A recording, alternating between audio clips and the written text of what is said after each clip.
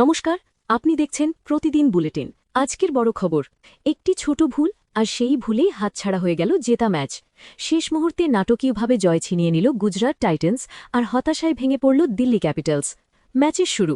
দর্শক বন্ধুরা, আইপিএল ২০২৬-এর ১৪তম ম্যাচে মুখোমুখি হয়েছিল দিল্লি ক্যাপিটালস এবং গুজরাট টাইটান্স। প্রথমে ব্যাট করতে নেমে গুজরাট টাইটান্স তোলে বিশাল রান, ২০ ওভারে ২১০। শুরুটা ভালো হয়নি। সাই সুদর্শন মাত্র ৭ বলে ১২ রান করে আউট হয়ে যান, কিন্তু এরপরই দলের হাল ধরেন অধিনায়ক শুভমান গিল। ৪৫ বলে দুর্দান্ত ৭০ রান, ৪টি চার ও ৫টি ছক্কা। ম্যাচের আসল তারকা ছিলেন জস বাটলার, ২৭ বলে ঝড়ো ৫২ রান, স্ট্রাইক রেট প্রায় ১৯২।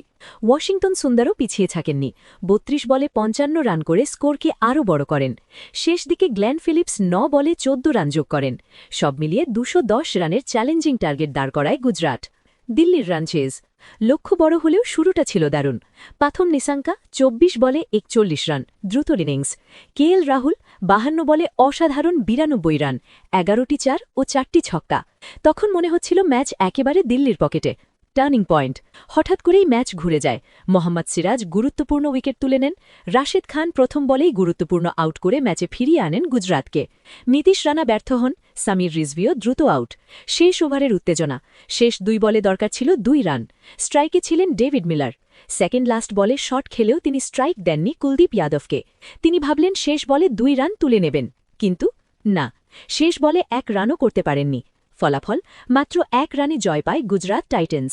শেষ কথা, এই ম্যাচ আবার প্রমাণ করল যে ক্রিকেটের শেষ বল পর্যন্ত কিছুই নিশ্চিত নয়। একটি ছোট সিদ্ধান্ত, একটি ছোট ভুল আর পুরো ম্যাচের ফলাফল বদলে যায়। এটাই ছিল আজকের বড় আপডেট। আরও এমন খবর পেতে আমাদের সঙ্গে থাকুন। সাবস্ক্রাইব করুন প্রতিদিন বুলেটিন এবং আপডেট পেতে বেল আইকন প্রেস করুন। ধন্যবাদ।